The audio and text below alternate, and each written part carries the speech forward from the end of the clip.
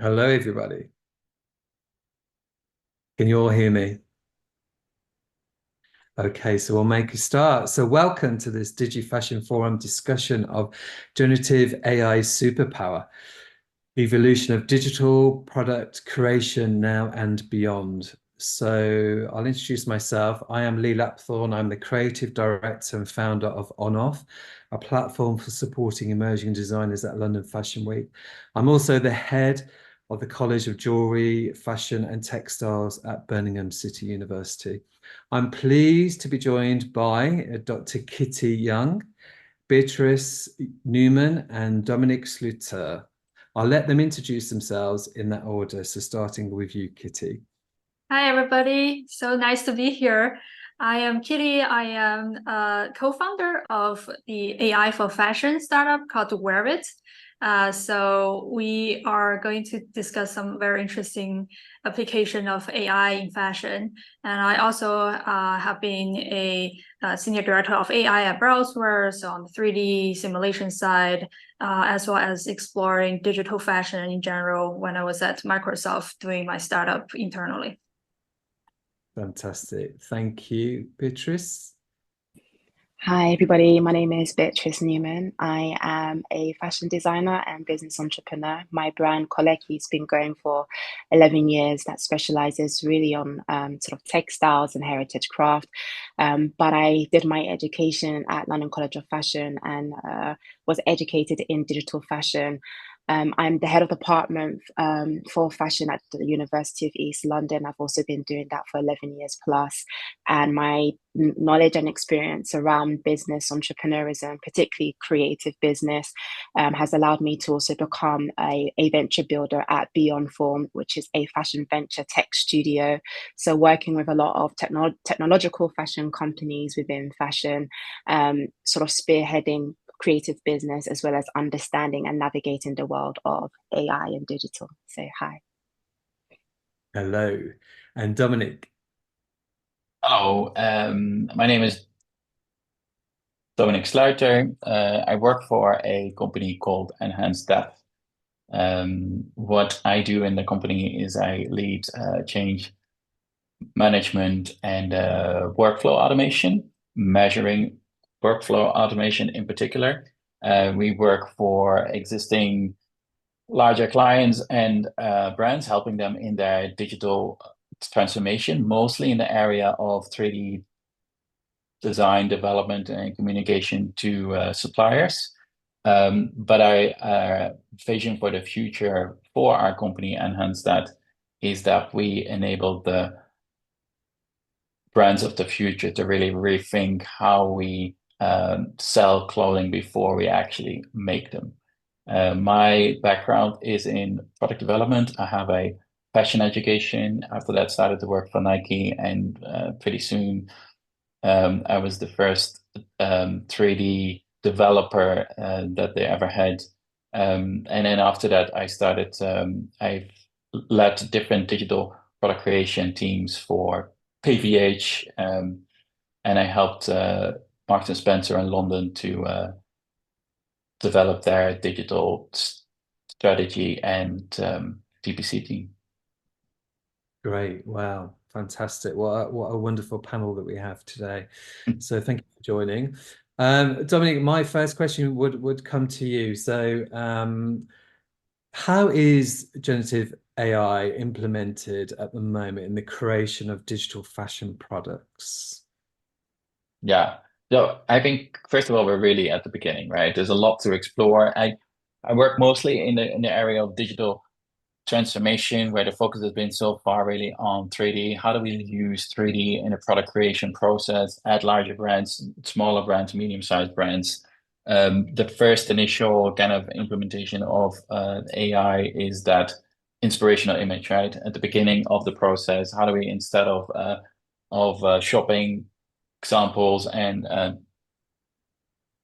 Pinterest images, use AI to generate inspiration there? And I think there is still a lot of exploration to be done there. Where I see a big opportunity and where I see also some examples being used right now is that actually in our process of digital transformation using 3D in that process. AI is helping us really to enhance some of those products that we develop in 3D by enhancing the image, by creating avatars, and that makes that whole digital route more convincing at the end. It becomes easier to convince others that a digitally created product is really trustworthy and convincing, and hopefully can even be consumer facing.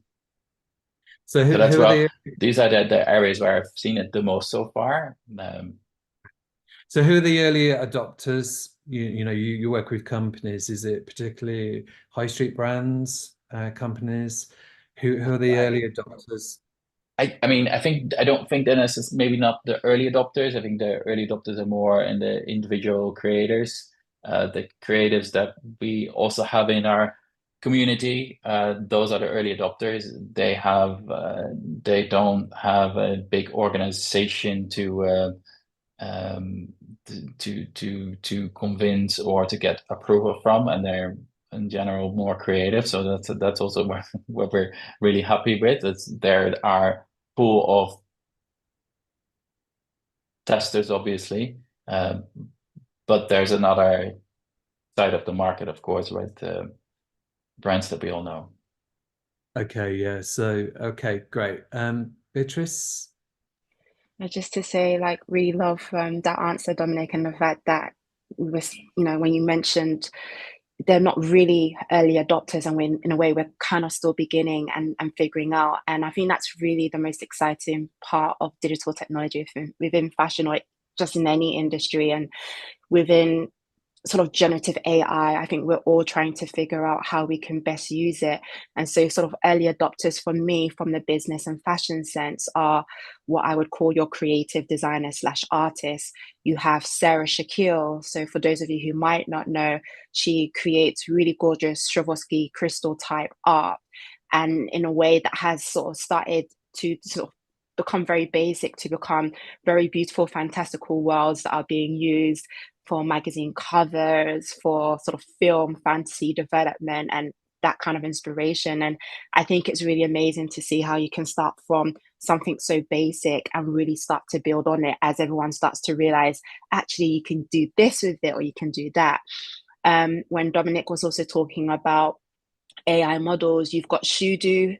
So again, she was the first, I think, Black AI generated model developed by Cameron, who uses an actual a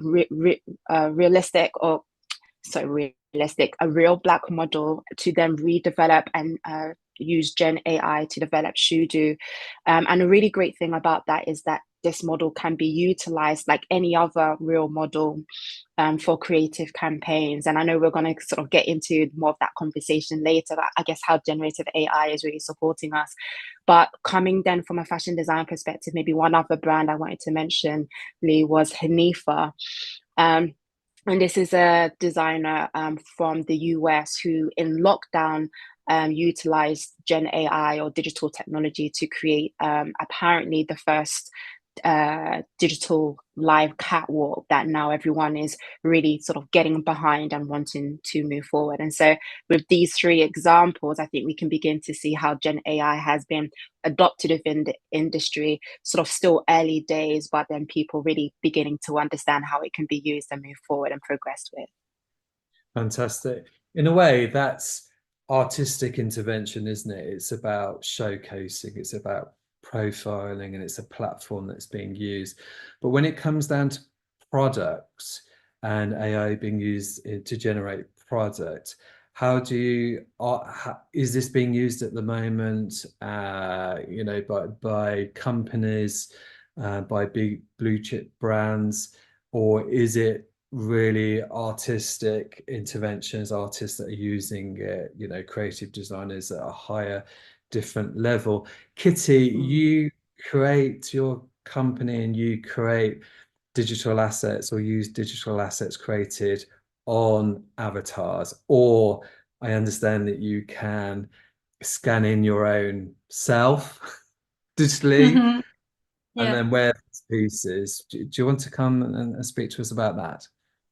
Sure, yeah. So I see generative AI being applicable in many processes, many steps in this end-to-end. So from the retail facing the consumer, the marketing side, all the way down to influencing what products to make, and the technical aspects of using generative AI to also manufacture. So I think the opportunity really is first unlocking maybe the consumer space. So with AI generated images, the visuals, people are really inspired, and it inspires the consumers and it also inspires the designers. The designers can use them as influence or inspiration when they already do this without generative AI, or when they look for inspirations online and from magazine and all from nature, anything that's really sparked their imagination, they convert it in their heads into sketches and pictures and mood boards, and then that helps them to productize the ideas. So with generative AI, it comes faster and more efficient, and it may be more surprising and delight them. Sometimes they have not thought about something. They use generative AI to get additional surprise and inspiration, and then they may go down to a different path. So once they get to a productization step, that comes down to much more technical skills. So like Dominic was mentioning the 3D simulation. So like I worked on the Browzwear V-Stitcher, which is 3D simulation software with 2D patterning and real-time simulation of the pattern into 3D. And that can be then produced as tech pack and sent to manufacturers. That's a really high learning curve. That's a really important skill to have, but it's also very difficult. So I think we've been driving the digitization of the industry for many, many years, and the adoption of such tools are not fast enough. AI comes in with more opportunity if we can automate that process. So this is a really early stage. And not enough algorithms or models are even built to do that. So say if we have a visual, whether it's the Photoshop or we generate with AI, how do we convert that into 2D patterns? And then how do we manufacture that? So that is a translation that hasn't been really achieved. And I think there's a great opportunity for AI to learn how piece of garment looks in 2D, how does this 3D looks like, and be able to generate the technical tech pack to then go to the physical space. Yeah. We had a brief chat the other day about this, didn't we? About also the physicality of garments. So when they're generated in AI and digital, and how they're translated to the physical world, and how the fabric reacts, you know. So as a designer, when you're twirling, for instance, in calico traditionally, and then you are then choosing a fabric to create your garments in, you've got to be, you know, the choice of that fabric is really important, you know, above all else. So how do you believe, I mean, is this something to come in the future, that AI will be able to generate these ideas for us and then select fabric choice? Dominic? It's possible, yeah. Oh yeah, go Kitty. Yeah. Oh, well, so I think right now people are already trying to generate the fabric, but it's still on the visual level. So when it comes to fabric production, it also requires the physics and how the threads are weaved together. AI doesn't know. So all these things we have to teach it, but from a visual level, it is already been done. Yeah, I will let Dominic go ahead. Yeah, and I'm actually just gave me a bit of time to think about this, because it's like I think there's like a kind of a technical answer. I'm sure we can come up with something that is able to do something, but is also an emotional answer. I've just seen where there've been other cases also in our 3D journey. I think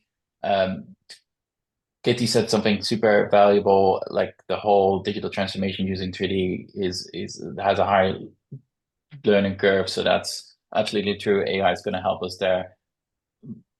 And still, I've seen areas where the technological solution is there, but emotionally, we're not ready for it. And this could also easily be when it comes to material, right? There's still an emotional level that eventually you're going to wear it, right? So you need to be emotionally connect, and that really goes with that tactile experience. And I think that's also fine, right? We don't need to solve everything with AI instantly. Maybe that's not even the goal, right? The goal is to make the best clothing, engineer, design, craft the best clothing that we can with wasting as little as we can. I think that's where I really believe this is an opportunity. It gets me at least a little bit closer to our vision that we have as EnhanceThat to design and sell before we make. And yeah, some of those things, maybe I hope we don't solve them.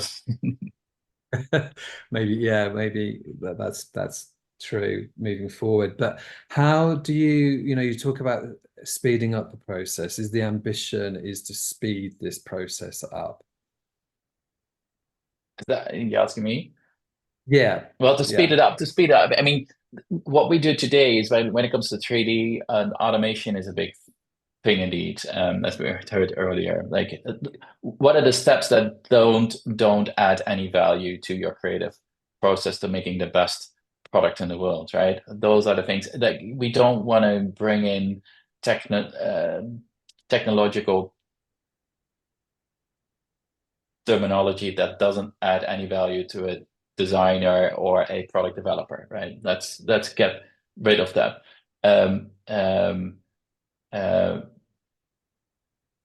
But sorry, I think I got lost in the in my answer. What was the question again? I suppose my thinking this morning is while we're speeding up, why we're helping to speed up the process of production. Oh, yeah, speed up, yeah. And then are we contributing to landfill? And yeah, exactly. Yeah, exactly. Or are we preventing it? Are we able to prevent from the from AI and the data analytics that we are given to help the support? And that's a thin line, huh? I think it's a thin line, because in my vision we would be able to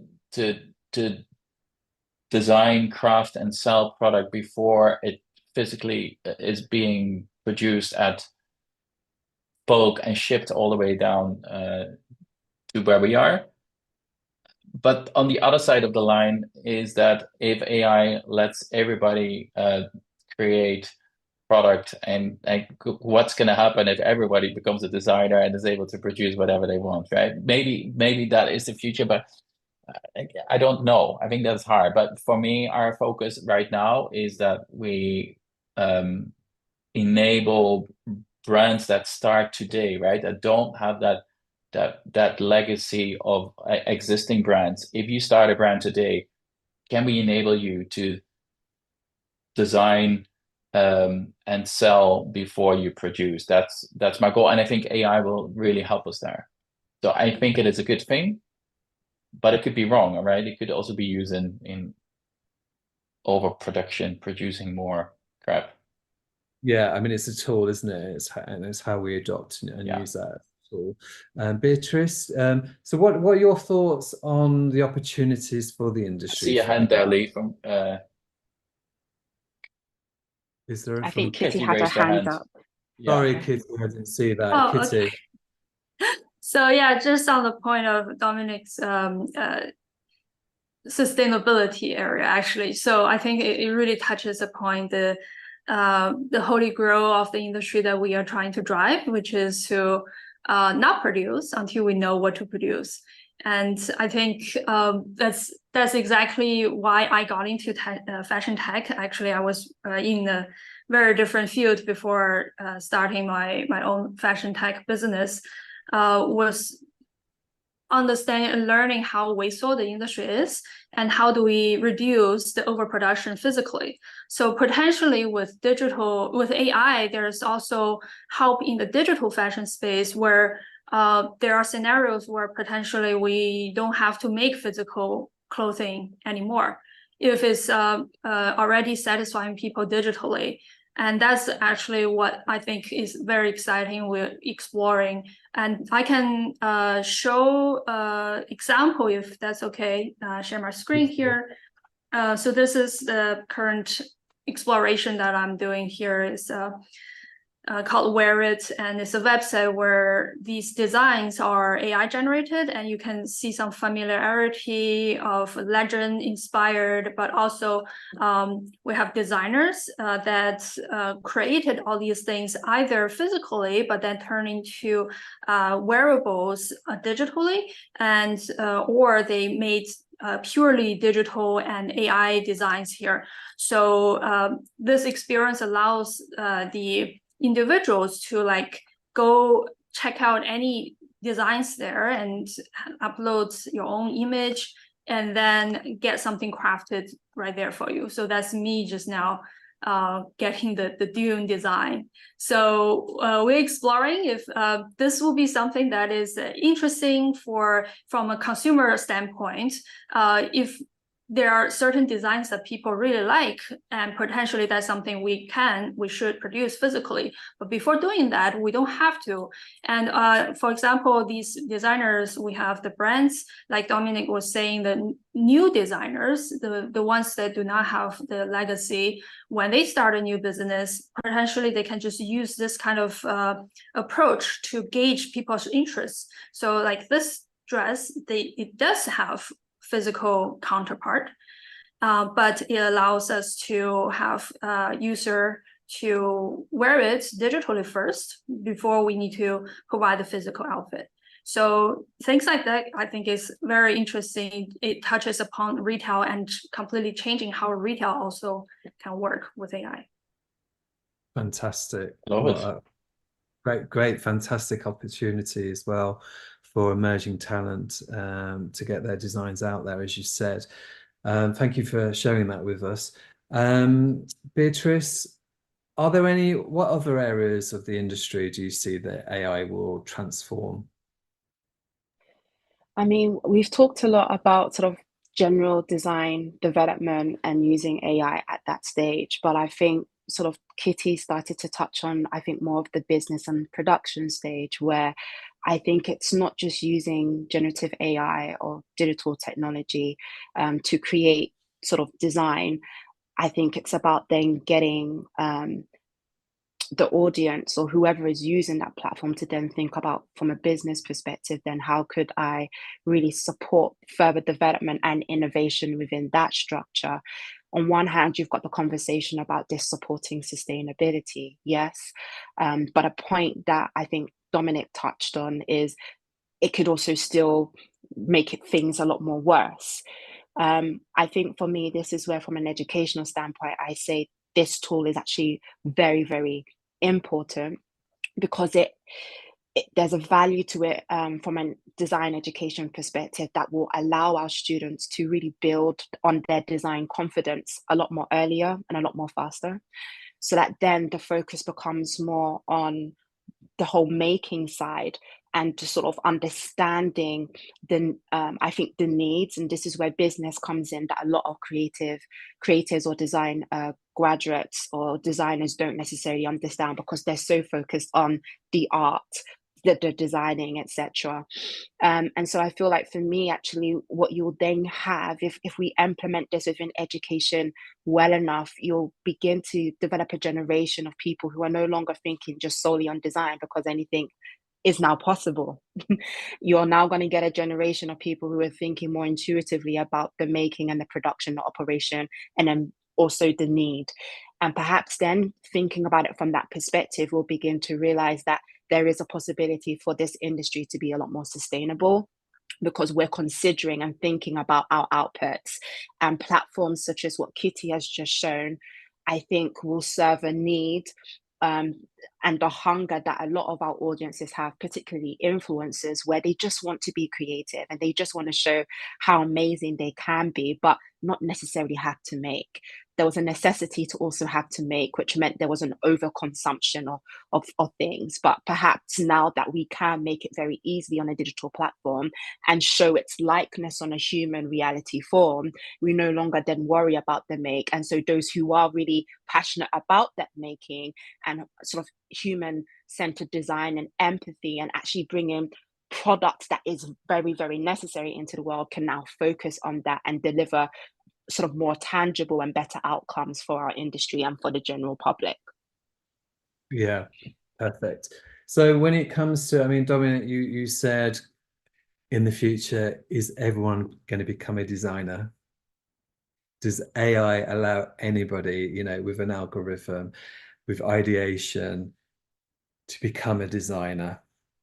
What are your thoughts on that? Kitty, can I come to you first on that?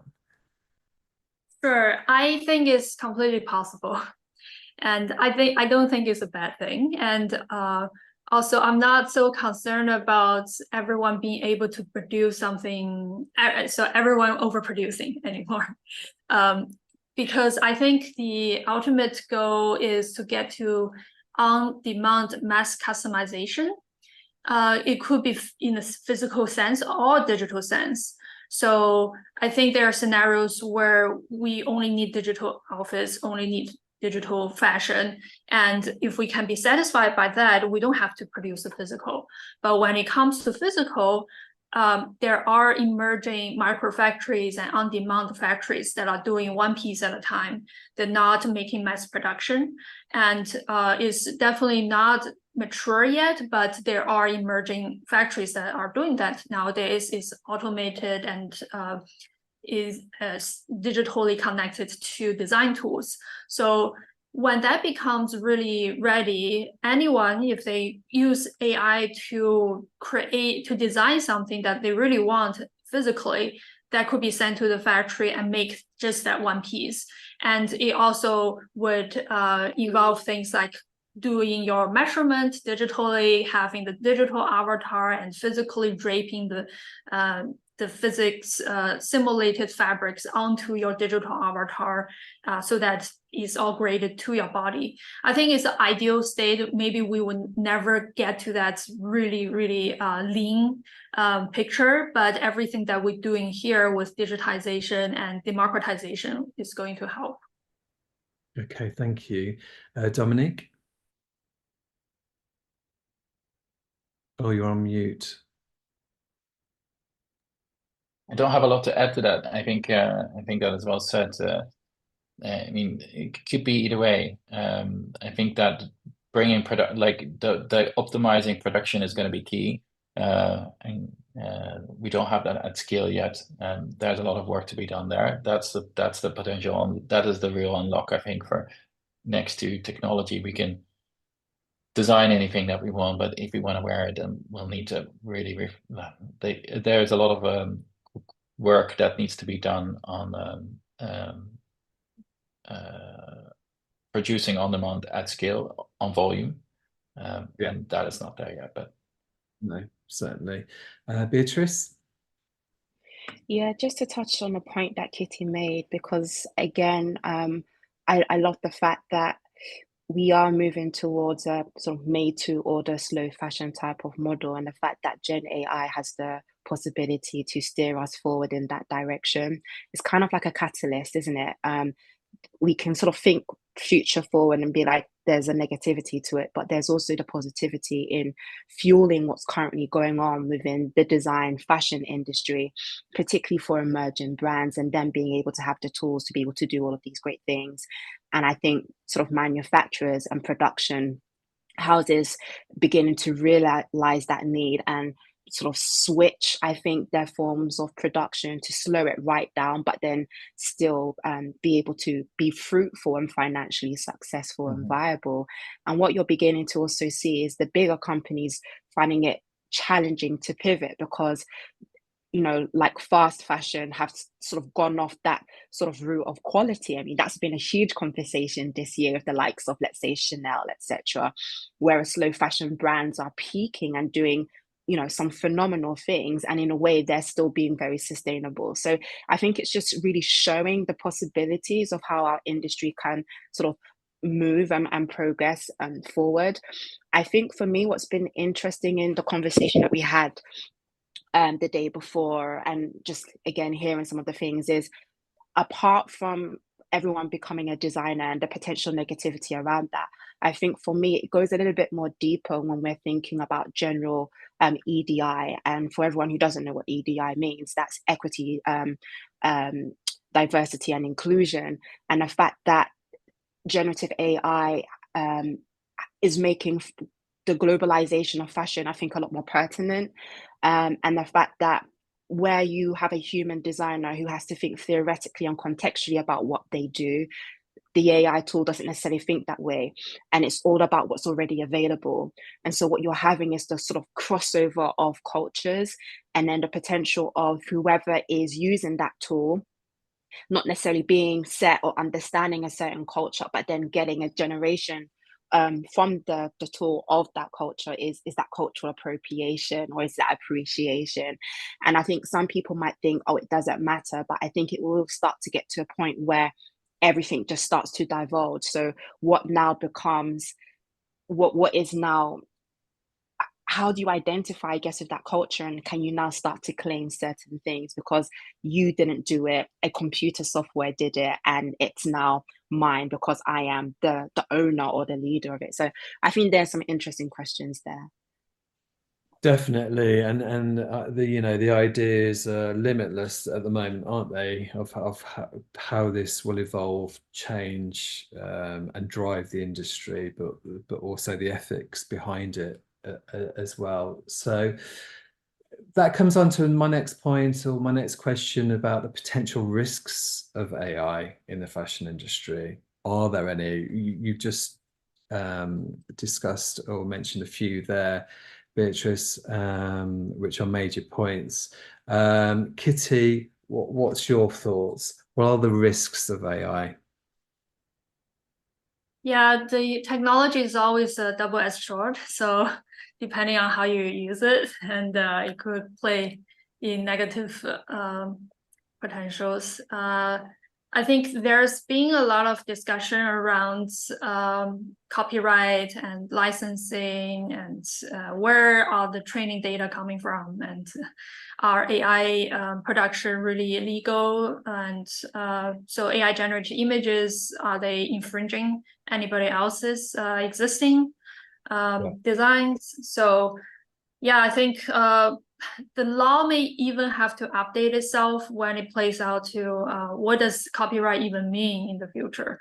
And all the content that we produce, that we post them on the internet, they are being fed and used into AI. And then there's so many derivatives and iterations, one after another, and then it becomes unclear where the originality comes from. So I think there are ways to implement originality. We should make sure who is the original creator. But then there's also debates about then the current fashion industry, are they really original? Because everyone is inspired by history and inspired by legacy, or maybe inspired by other people's work on nature itself. So I think this becomes more philosophical than actually standard that we can establish. I mean, it's very true. You know, is AI plagiarism? Is it plagiarism? Is it purely that? You know, I've just spent a couple of days fantastic at Salford University meeting amazing students, graduating students, and looking at their work. And you know, the 3-year process that they've gone through to get their degree, to graduate as a designer, a fashion designer, that time that they've taken, the information that they've absorbed, the skills that they've learned. Very intuitive designers graduating is very, very much intuitive of their surrounding, their environment, that of all had an input in their, it inspired them in their creation of their collections. That's not just about taking from nature or taking the latest trend color. That's something that you can't fake creativity, or can you, Dominic? Yeah, I think what you just said there is super interesting, because indeed that's it, right? It's about that process. You need to learn that creative process is not something that you get out of a tool, and that is with everything that we make, right? We have years of experience making clothing, whether it's digital or physical. There's also something as a digital eye, right? You need to train that. And the tool is not always going to solve. It's not gonna do that for you. You need to do that. What you need to learn and how you learn it, I think that might change. But the fact that you need to spend serious amount of hours to get to a certain level is still going to be there. Yeah. So do you see any other risks in AI, Dominic? I think it's mentioned, like the legal part. I think that's still very vague, and yeah, there's still, and hopefully it will become a little bit clearer, but there will be a lot of things changing there, I guess. Coming from that, But okay. besides that, I don't see any other risks that are very obvious right now. Okay, Beatrice. Yeah, I mean, some other risks, just talking to the partner company I work with, Beyond Form, and them working with digital startups. I think language also became a barrier. I think I mentioned this the other day, that majority of AI generated tools really sort of focuses on the English language, and how that's really also interpreted, and how that can also really be challenging for international students or anyone from an international background utilizing it. I think also for me, another sort of risk or barrier is the fact that we talk quite sort of broadly and openly about generative AI, but that's actually not necessarily open to everybody right now, because it's also still a money resource, isn't it? So the risk that you're having is the same risk that we find in the general sort of world. Those who are rich or who are well-to-do or who are able to can utilize these platforms, whereas those who might not have the means to be able to utilize it can't. And so there's going to be a disparity, I guess, probably why educational platforms are really, really important, because it, I think, levels out the playing field and allows everyone who might not be able to have access to these platforms on their own, access to them. Yeah. Okay. So who's driving this? Is it consumer? Is it industry? Kitty, I'd like to come to you for this one. Yeah, I think my opinion would not matter. It depends on how long the time frame we're talking about. But I feel like the AI, Right now. yes, it's a tool that is created because of capitalism. So when it comes down to production efficiency, producing products is feeding into businesses and is about the numbers. So if we focus on beating the numbers and driving revenue, and we can cut down the waste and maybe even human resources that's involved. We go straight to AI. We use AI to create products where people can buy physically. So it feeds back into the consumerism. But if it's purely about creativity, where a human explores, and AI may be just a tool for them and is an assistant, and the creativity is still in control of the designer, the creator, and their goal may not be purely to make money and beat the algorithm, but they want to get their ideas out there. But it is a chicken and egg, because you, as a creator, you want your work to be seen. But then now the way to get seen is posting on social media, beat the algorithm, and doing the things that they don't love to do.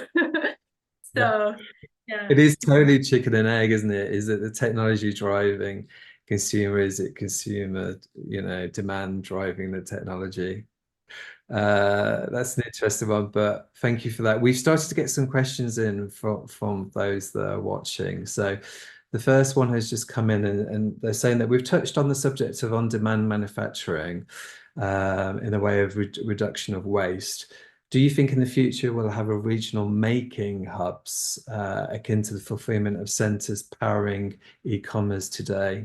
So do you think manufacturing will be regional? So we talked, Kitty, you mentioned about companies at the moment where you can send your AI designs or your digital designs to a manufacturer and they can make those one-off pieces for you. Are they in certain areas globally in the world, or do you think they are, regional and available to all? Yeah, I have come across a couple in the States, but there are also more. I know there are some in Europe. They yet need to be discovered and utilized by the larger supply chain and businesses. So there are already a lot of efforts in that. So it's not a matter of whether or not future there will be. It's just like we should do that, and there should be more, and existing businesses should start adopting them. I suppose we're talking about small businesses really in that respect, aren't we? So CME businesses who are small, designer led rather than a huge manufacturing, high street, fast fashion. Beatrice? Yeah, very similar to what Kitty said, basically, because these factories, manufacturers, producers, they all exist. The difficulty is that we are a very oriented generation, so we're expecting to just put things on the internet and it will pop up. But unfortunately, some of these companies don't necessarily rely on the internet, they rely still on word of mouth. So what we teach at Beyond Form, where we sort of start thinking about the production and processes, is they do need to go to maybe trade shows where you might sort of get to speak to some, or they'll reference someone to you, and then you go and actually visit certain countries where they have a particular production place or location, and you just basically speak. Unfortunately, it's still actually very old hat in that terms in fashion, but I would encourage anyone looking for sort of on demand and better support for SMEs, or if you're a startup business, to even on Instagram utilize certain hashtags, because they are out there. But the way they use the digital tools is very different from how we might think. Great, thank you. Dominic? Yeah, and it's I think it's absolutely the future. I think there's a couple of there's one example here in Amsterdam. It's a company called New Optimist. It's a brand they produce here in Amsterdam. They develop design in the most sustainable way. It's a fantastic example, and I've also been doing projects for them. And can we actually design and sell before we produce, right? That's the opportunity for these local initiatives, produce locally. I think some of and I've been some more, but I think really the bottleneck at the moment in Western Europe is, do we have enough people with the right skills to actually sew up the product? And then with the manufacturers I've been working with and speaking to, they all experience that as a challenge. So it's not very scalable until there's some kind of automation in that physical making process. But that it's the future, absolutely. Think about it, right? If you can develop a product digitally, that is something that we 4, 5 can already do together today, right? We can make a product that is manufacturable in a very great detail and shape. Yeah, we still have to produce it far away and still ship it, so therefore it takes long. But if we can do that much closer to market, that is a potential change to consumers will buy clothing. So, Dominic, that's a good maybe point to end on. It's still about teamwork Yeah, and collaboration. absolutely. Still about teamwork and collaboration. You know, we still need to work together to make this dream come true. Luckily. Yeah, luckily we're still there. I think that's it. We've come to the end of our time, and there's no more questions. Would anybody like to finish, or anything that hasn't been said already? Anyone, just put your hand up. One thing that I was thinking about this morning, just to say this, was, you know, is this just another trend? Is this another trend? We've just had a decade of authenticity. You know, brands need to be authentic, you know, human-centered, open, honest. And is this just the pendulum moving in the opposite direction into... And what was your answer? What's my answer? I was hoping to get it from you this morning.